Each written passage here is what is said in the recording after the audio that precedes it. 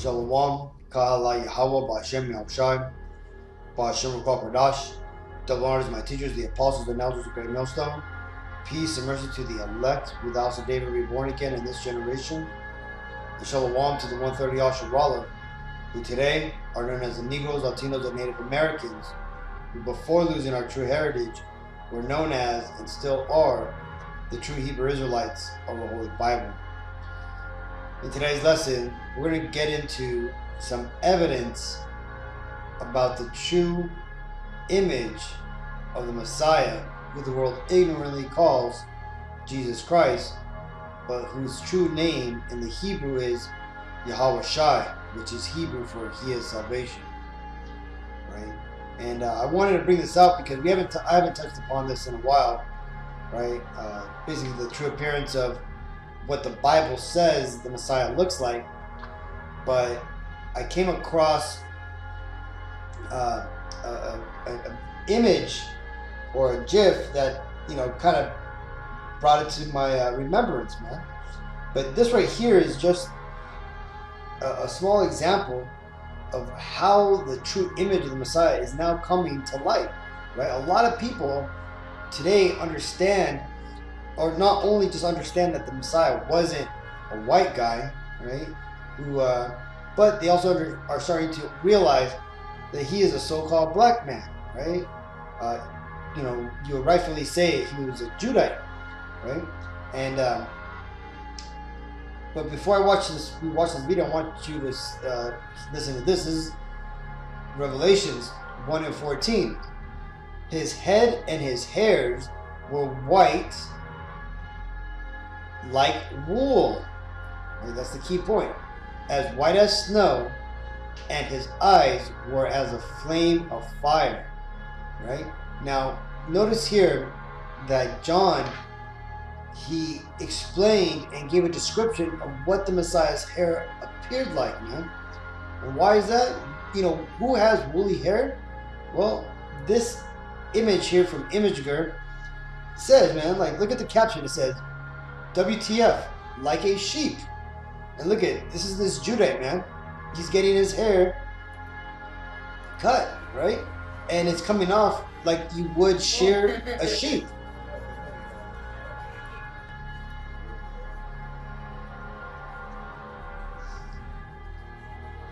You see that? You see, so-called Caucasian hair, Asian hair, does not come out off like this, man. It does not come off like you would shear a sheep. And for those who don't know, this is what it looks like to shear a sheep, right?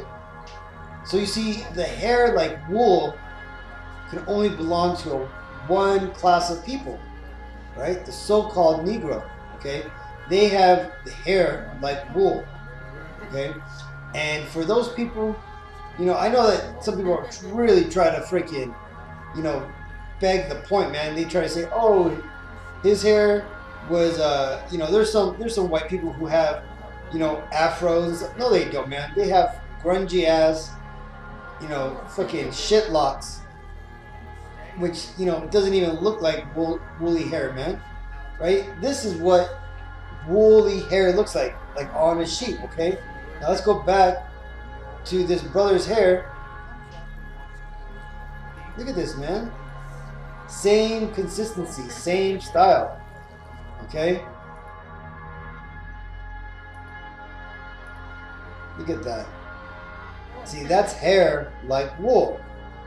Right? And this right here is plain to us, man.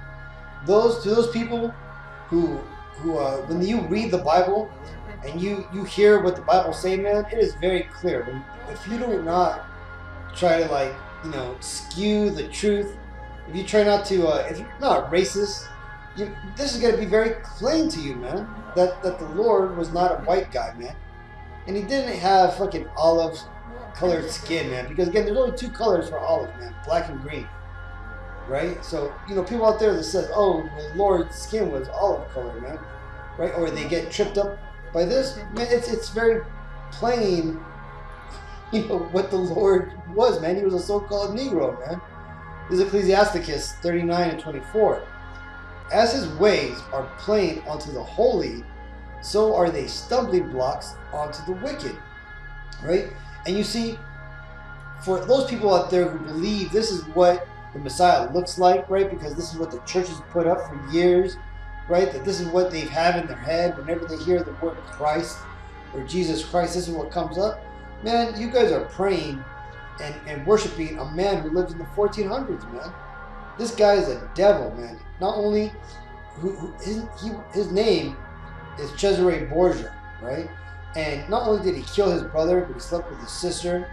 He had a homosexual relationship with Leonardo da Vinci, who painted him, by hire by this man's father, Alexander the Sixth, who was a Pope of Rome or the Vatican, right? Whose real name was Rodrigo Borgia.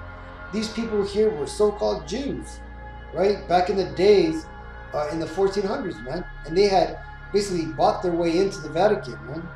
If you want to watch, look up the. There's 2 TV shows, man. One called The Borgias, another one just called Borgia, right? You can watch them on Netflix, man. The Lord wants the people to know about this family. This is why He's highlighted this family so much, right? It's a great TV show, man. It just shows you how crazy this family was, man. And there's the scene when Rodrigo Borgia, this man's father here, how he basically bribed and bought his way into the Vatican to become Pope, right?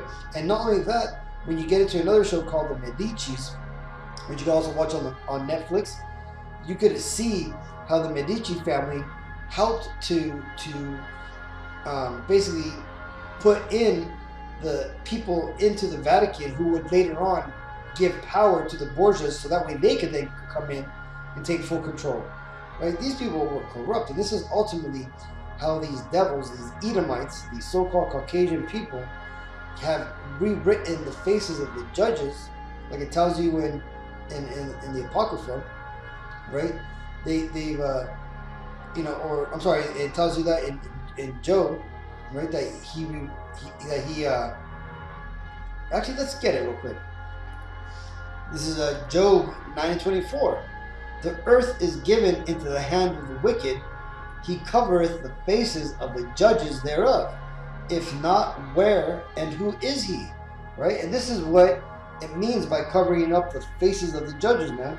These devils, in their time of rebirth, the time of the Renaissance, they went out through all of Europe and they basically tore down and destroyed all the images of the black nobility, man, of the Negroes when they ruled over Europe, right? They tore down their images, right, and basically sent them off into slave ships, man, right? And what happened was they put themselves as the rulers of the human race, right? What do they tell the world?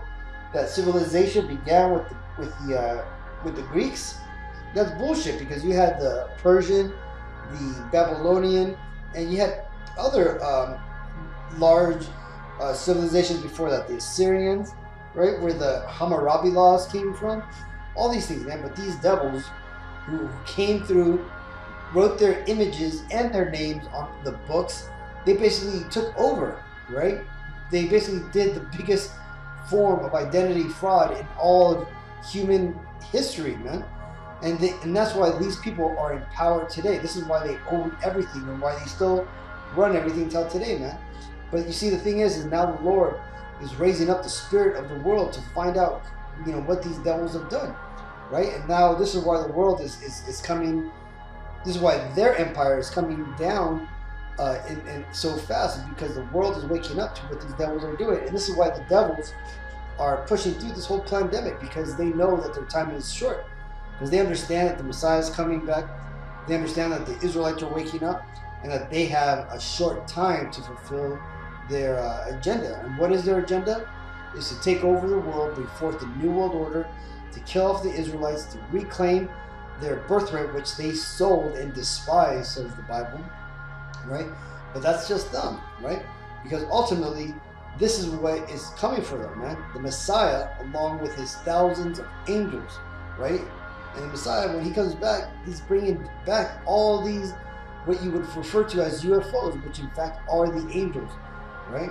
they're going to be coming in great glory, right? And this is what the Messiah is going to come back as, man, as a fucking big so-called black man, and he's going to be fucking angry, and he's going to destroy these leaders of the world, man. He's going to take them out of power, and he's going to come and save the Negroes, Latinos, and Native Americans, right? 144,000 of the elect, plus one out of every three of those people is he going to save, because they have woken up in this last time. They have done what they can to the best of their ability to follow and get right.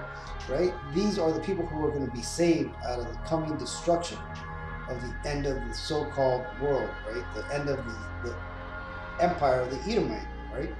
So I just wanted to touch upon that, Akim. I know it's a short lesson, but just wanted to show, you know, that the truth is finally coming out and it's bearing fruit. So with all that, I want to give all praises to Yahweh Ba'Shem Yahushai, Ba'Shem Rakal Kodash, double honors my teachers, the apostles and elders of Great Millstone. Peace and mercy to the elect. Shalom.